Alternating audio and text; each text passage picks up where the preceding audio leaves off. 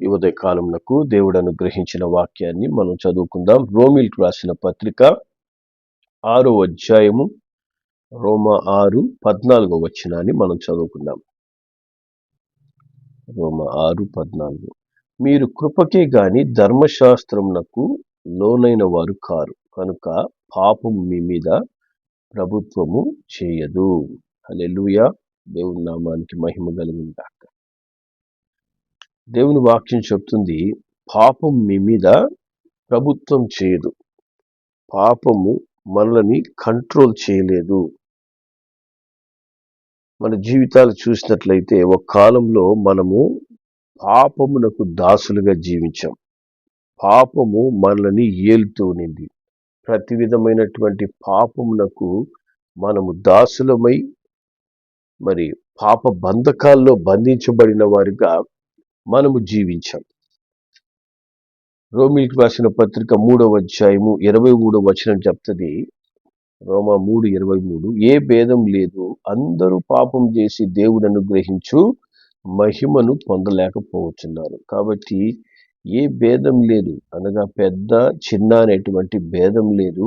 అందరూ కూడా పాపం చేయవారిగా ఉంటూ మరి పాపానికి దాసులుగా ఉన్నారు. అటువంటి మనలపై పాపము పరిపాలించదు ఇకపై అని ప్రభువు సెలవిస్తున్నాడు. హల్లెలూయా. ఎందుకని ప్రభు పాపం మన మీద ప్రభుత్వం చేయదు? ఎలా మన మీద పాపము ప్రభుత్వం చేయదు? చూడండి, ఒక పాపం చేసే వ్యక్తిని మనం గమనించినట్లయితే ఆ పాపం చేసే వ్యక్తికి ఆ పాపం మీద ఆశ, పాపం చేయాలనేటువంటి తపన అతనిలో పెరిగిపోతుంటుంది.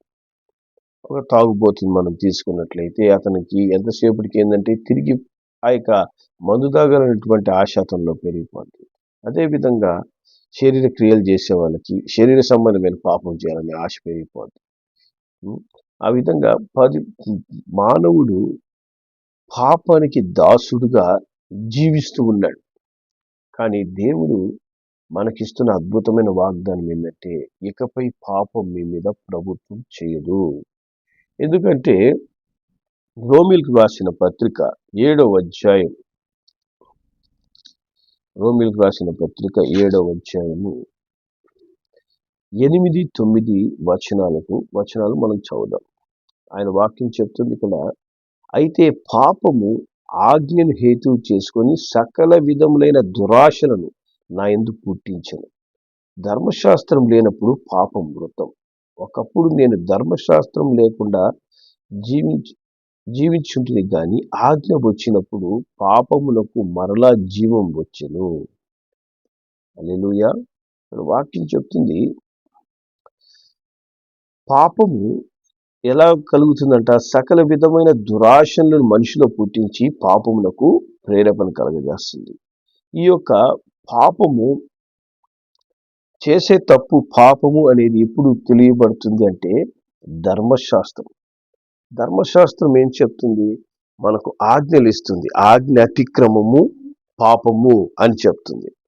కాబట్టి ధర్మశాస్త్రము లేనప్పుడు ఏమవుతుందంట? పాపం మృతం అవుతుంది.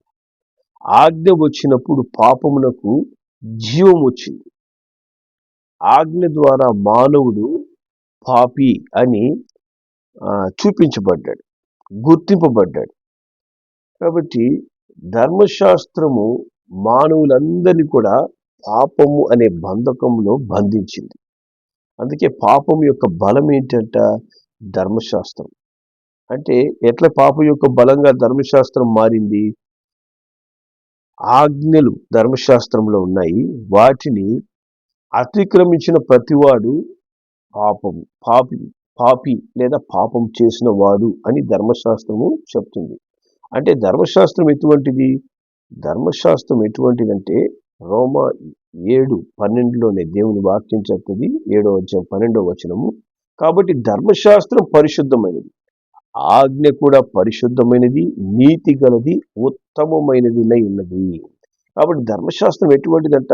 ధర్మశాస్త్రం పరిశుద్ధమైనది, ఆజ్ఞ పరిశుద్ధమైనది, నీతి గలది, ఉత్తమమైనది. కాబట్టి పరిశుద్ధమైన ధర్మశాస్త్రము ఎప్పుడైతే దేవుడు ఇస్తున్నాడో ఆ ధర్మశాస్త్రము పరిశుద్ధమైనది గనుక దాంట్లో ఉన్నటువంటి ఆజ్ఞలకు విరోధముగా మానవుడు జీవించుట చేత పాపి అని గుర్తించబడ్డాడు. మరి ధర్మశాస్త్రం మూలంగా మనం ఎవరం కూడా నీతిమంతులం కాలేమని రోమా 3:20 చెప్తుంది. రోమా 3:20 ఏం చెప్తుందంటే, ఏలయనగా ధర్మశాస్త్ర సంబంధమైన క్రియల మూలముగా ఏ మనుష్యుడును ఆయన దృష్టికి నీతిమంతుడని తీర్చబడడు. ధర్మశాస్త్రం వలన పాపమనగా ఇటుదో తెలియపడుచున్నది. కాబట్టి చూడండి, ధర్మశాస్త్రం మూలంగా నేను పరిశుద్ధుని కావాలి అంటే ధర్మశాస్త్రం ఉన్నటువంటి ఆజ్ఞలన్నింటినీ పాటించడం అందరి వల్ల కాదు. మరి ఏ మనుష్యుడు కూడా ఆయన దృష్టికి ధర్మశాస్త్రం మూలంగా నీతిమంతులని తీర్పు తీర్చబడలేడంట. ఎందుకని ఈ ధర్మశాస్త్రం మూలంగా మనం నీతిమంతులం కాలేము అంటే, యాకోబు రాసిన పత్రిక 2వ అధ్యాయము యాకోబు 2:10 వాక్యం చెప్తుంది. 2వ అధ్యాయం 10వ వచనంలో, ఎవడైనను ధర్మశాస్త్రం అంతయు గైకొని ఒక్క ఆజ్ఞ విషయంలో తప్పిపోయిన ఎడల ఆజ్ఞలన్నిటి విషయంలో అపరాధి అగును. కాబట్టి ధర్మశాస్త్ర ప్రకారం నేను జీవిస్తాను అనుకున్నవాడు ధర్మశాస్త్రంలో ఆజ్ఞలన్నీ కరెక్ట్గా పాటిస్తూ ఒక్క విషయంలో తప్పిపోయినట్లయితే, ధర్మశాస్త్రంలో ఆజ్ఞలలో ఒక్క తప్పు నువ్వు చేసినా కూడా అన్నిటి విషయంలో అపరాధి అయిపోతాడు, అన్నిటి విషయంలో పాపం చేసిన వాడు అవుతాడు. కాబట్టి ధర్మశాస్త్రము ఏమవుతుంది, మానవుణ్ణి పాపిగా గుర్తింప చేయబడింది. అందుకే అందరూ పాపం చేసి దేవుడు అనుగ్రహించు మహిమను పొందలేకపోతున్నారు అని దేవుని వాక్యం సెలవిస్తుంది. మరి పాపము నీ మీద పరిపాలించకూడదు అంటే నీ మీద నువ్వు పాపి అంటూ మనలను వేలెత్తి చూపిస్తున్నటువంటి ఈ ధర్మశాస్త్రము నెరవేర్చబడాలి లేదా తొలగింపబడినప్పుడే మన మీద పాపము ప్రభుత్వం చేయదు. కాబట్టి దేవుడు ఏం చేసినాడంట, కొలసీలకు రాసిన పత్రిక 2వ అధ్యాయం కొలసీ 2:13-15 వచనాల వరకు మనం చదివితే ఇక్కడ వాక్యం చెప్తుంది, మనము అపరాధముల వలనను శరీరమందు సున్నతి పొందక ఉండుట వలనను మీరు మృతులై ఉండగా దేవుడు వ్రాత రూపకమైన ఆజ్ఞల వలన మన మీద రుణముగాను మనకు విరోధముగాను ఉండిన పత్రమును మేకులతో సిలువకు కొట్టి దాని మీద చేవ్రాతను తుడిచివేసి మనకు అడ్డం లేకుండా దానిని ఎత్తివేసి మన అపరాధములన్నిటినీ క్షమించి ఆయనతో కూడా మిమ్మును జీవింపచేసెను. హల్లెలూయా. కాబట్టి దేవుడు ఏం చేసినాడంట, వ్రాత రూపమైన ఈ ఆజ్ఞలు లేదా ఈ ధర్మశాస్త్రమును దేవుడు ఏం చేశాడు, మనకు విరోధంగా రుణంగా ఉన్న దాన్ని ఆ పత్రమును మేకులతో సిలువకు కొట్టాడట. దాని మీద చేవ్రాతను తుడిచివేసి అడ్డం లేకుండా దాన్ని తీసివేసి దానివల్ల మనము అపరాధులు అని చెప్పినటువంటి అపరాధములన్నిటినీ క్షమించి ఆయనతో కూడా అనగా ప్రభువైన యేసుతో కూడా జీవింపజేస్తున్నాడు. హల్లెలూయా. ఇప్పుడు మనం అనుకోవచ్చు, సెలవు మీద ప్రభువైన యేసు కదా ఉనింది, మరి పత్రమును మేకులతో కొట్టారని చెప్పి దేవుని వాక్యం ఇక్కడ చెప్తుంది. మనకు ధర్మశాస్త్రాన్ని సెలవు మీద మేకులతో కొట్టారు. దేవుని వాక్యం చెప్తుంది, ధర్మశాస్త్రము రచించిన వాడు దేవుడే. కాబట్టి ఆ ధర్మశాస్త్రము తొలగించబడాలి అంటే దేవుడే ఆ ధర్మశాస్త్రాన్ని నెరవేర్చి మన నిమిత్తం ధర్మశాస్త్రమైనటువంటి దేవుడు సెలవు మీద మరణిస్తున్నాడు. హల్లెలూయా. మరి హెబ్రీయులకు రాసిన పత్రిక 9వ అధ్యాయం హెబ్రీయులకు రాసిన పత్రిక 9వ అధ్యాయము 16-17 వచనాలు 9, 16, 17 వచనాల్లో దేవుని వాక్యం చెప్తుంది, మరణ శాసనం ఎక్కడ ఉన్నో అక్కడ మరణ శాసనము వ్రాసిన వాని మరణం అవశ్యం. ఆ శాసనం వ్రాసిన వాడు మరణం పొందితే గాని అది చెల్లును, అది వ్రాసిన వాడు జీవించుండగా అది ఎప్పుడైనా చెల్లునా అంటారు. కాబట్టి ఎవరైతే మరణ శాసనం రాశారో అనగా ధర్మశాస్త్రం ఎవరైతే రచించారో ఆ ధర్మశాస్త్రం రాసిన వాడు మరణించినప్పుడే ఆ ధర్మశాస్త్రం ఇక చెల్లుబాటు కాదు. ఇప్పుడు ఎవరైనా ఒక డాక్యుమెంట్లో రాసి ఈ విధంగా నాకు అధికారం ఉంది అని చెప్పన్నవాడు ఆ యొక్క వ్యక్తి మరణించినప్పుడు ఇంకా అది చెల్లుబాటు కాదు. దాన్ని ఆ యొక్క శాసనాన్ని నేను కొట్టివేస్తున్నానని చెప్పి దాని నిమిత్తం అతను మరణించినప్పుడు ఆ శాసనం కొట్టివేయబడుతుంది. అదేవిధంగా దేవుడు ఏం చేశాడంట, ఏ ఎవరైతే ఆ ధర్మశాస్త్రం రాశాడో ఆయనే ధర్మశాస్త్రం కొరకు శిలువ మీద ధర్మశాస్త్ర రూపంలో ఆయన మరణించడం ద్వారా ధర్మశాస్త్రం యొక్క శాపము నుంచి పాపము నుంచి మనకు విమోచన దయచేశాడు. హల్లెలూయా, దేవుని నామానికి మహిమ కలుగును గాక. గలతీయులకు రాసిన పత్రిక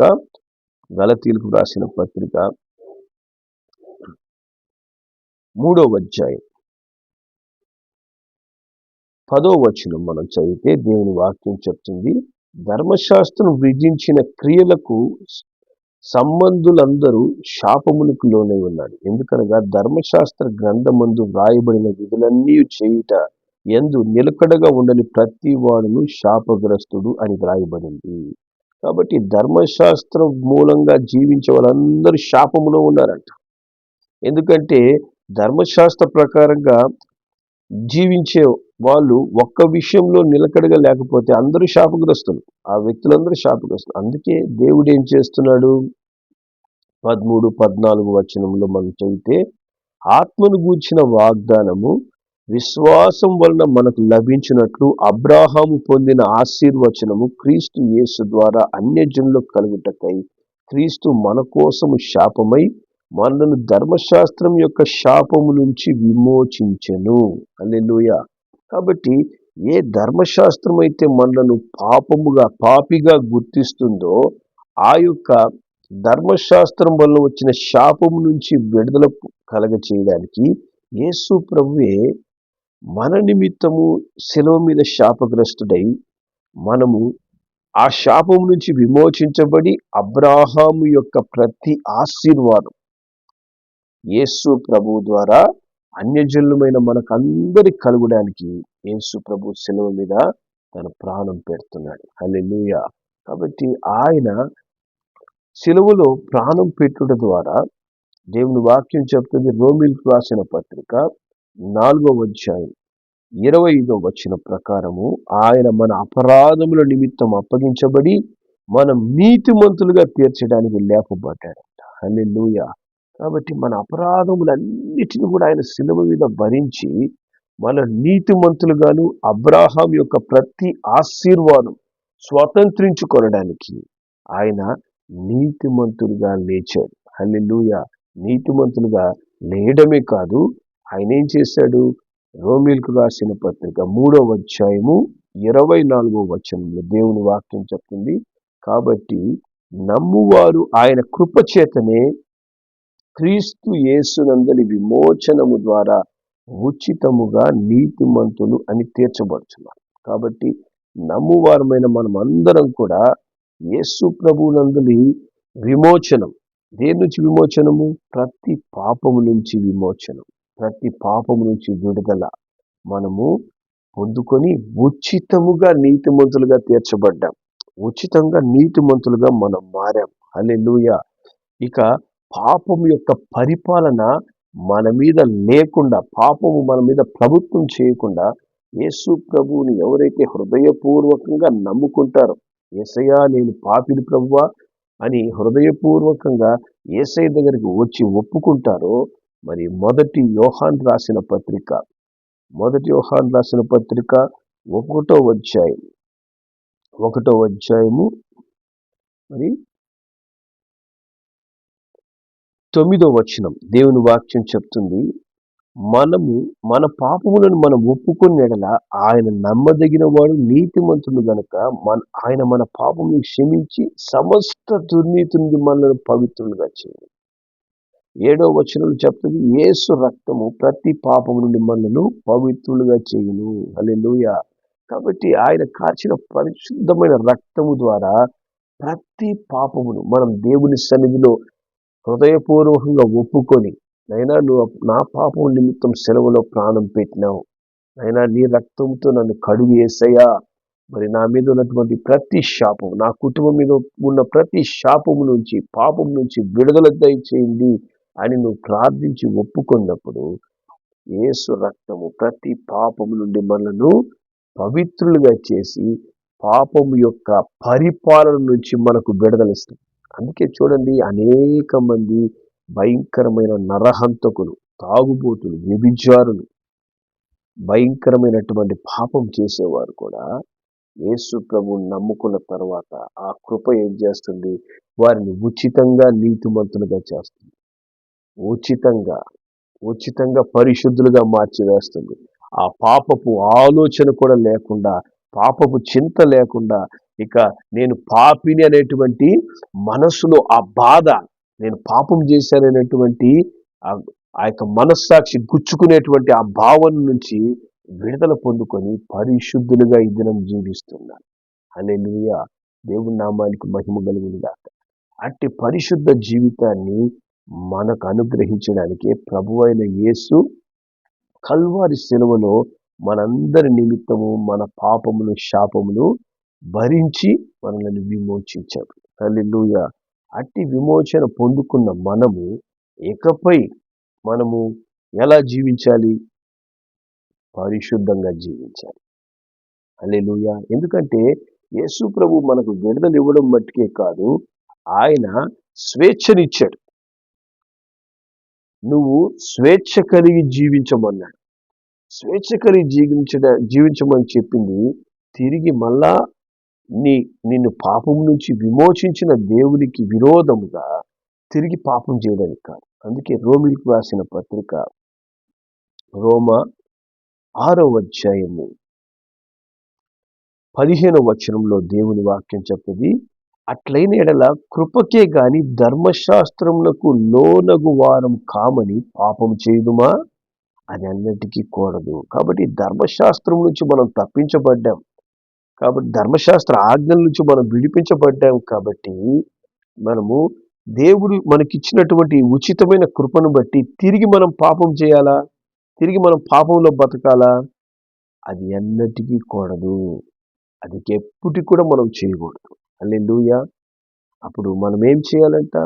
దేవుని వాక్యం చెప్తుంది, అదే 6వ అధ్యాయం 19వ వచనం చెప్తుంది, మీ శరీర బలహీనతను బట్టి మనుష్య రీతిగా మాట్లాడుతున్నాను. ఏమనగా అక్రమము చేయుటకై అపవిత్రతకును అక్రమమునకును మీ అవయములను దాసులుగా ఎలాగ అప్పగించుతారో అలాగే పరిశుద్ధత కలుగుటకై ఇప్పుడు మీ అవయములను నీతికి దాసులుగా అప్పగించండి.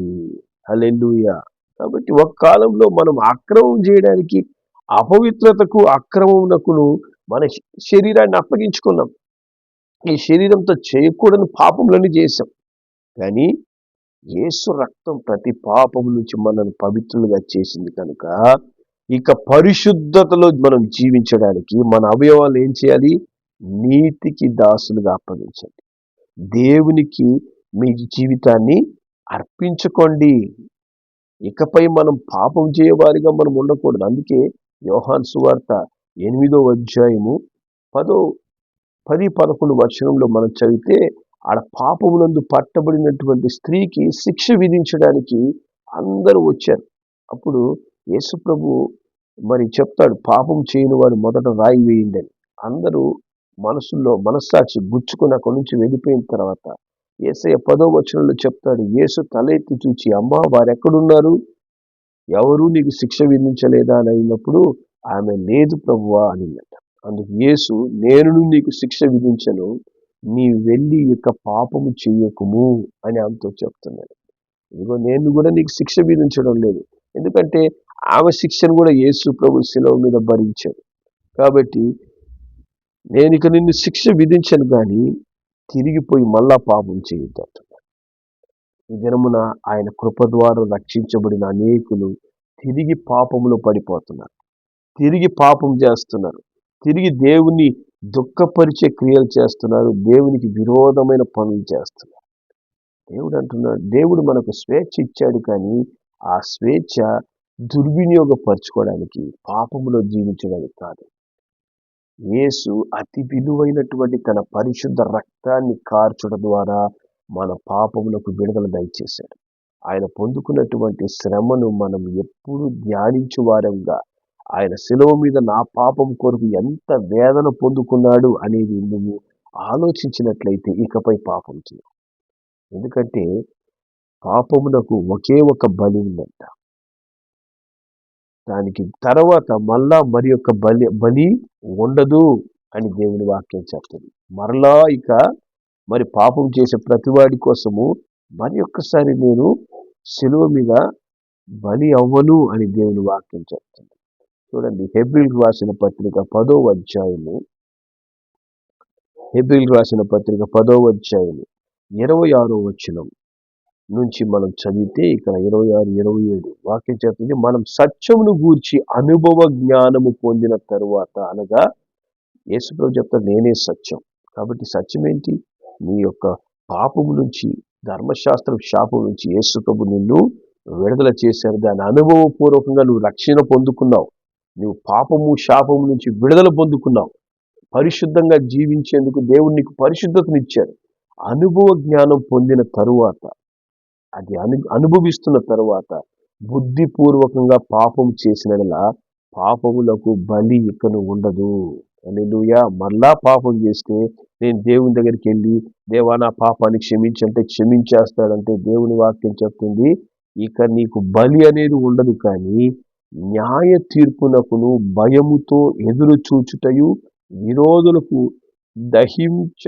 విరోధులను దహించబోవు తీక్షణమైన అగ్నియు ఇకను ఉండును.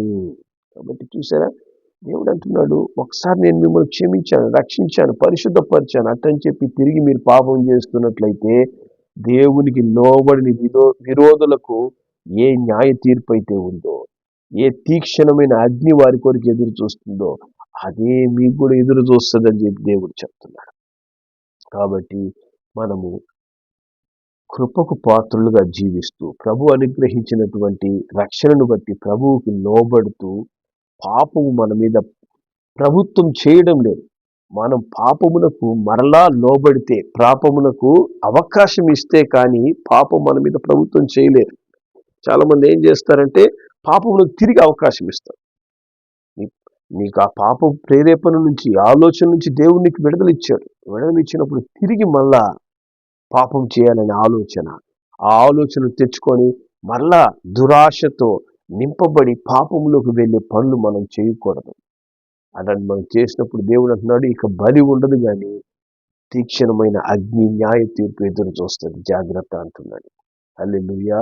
కాబట్టి దేవుడు అంటున్నాడు పాపం నీ మీద ప్రభుత్వం చేయలేక, ఆ పాపం నుంచి విడుదల పొందుకున్నటువంటి ఆనందకరమైనటువంటి రక్షణ ఆనందంతో నింపబడిన జీవితంలో మనం సంతోషంగా ప్రభు వెంట నడుస్తూ దాని యొక్క అంతమైనటువంటి నిత్య జీవాన్ని మనము పొందుకొని ప్రభురాజ్యములో ఆయనలో ఆనందించే బిడ్డలుగా జీవించుటకు అనుదినము మనము ప్రభువుకు అప్పగించుకుందువుగాక. ప్రార్థన చేద్దాం. ప్రేంగల మా తండ్రి నీకు వందనాలు అయ్యా.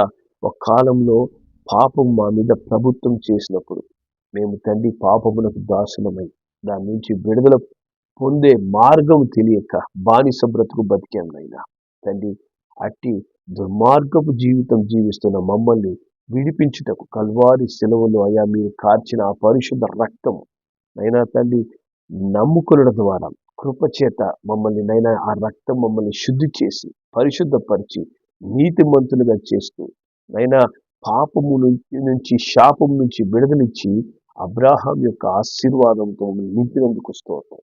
మీరు అనుగ్రహించినటువంటి గొప్ప విడుదల రక్షణానందంలో మేము నైనా ప్రభు వెంట నడిచే కృప మాకు దయచేయండి. మరలా తిరిగి నైనా పాపమునకు అవకాశం ఇవ్వక, పాపమునకు బానిసలు కాక తండ్రి పరిశుద్ధతలో అంతకంతకు మేము ఎదిగేందుకు సహాయం చేయమని యేసు నామములో ప్రార్థిస్తున్నాం తండ్రి. ఆమేన్.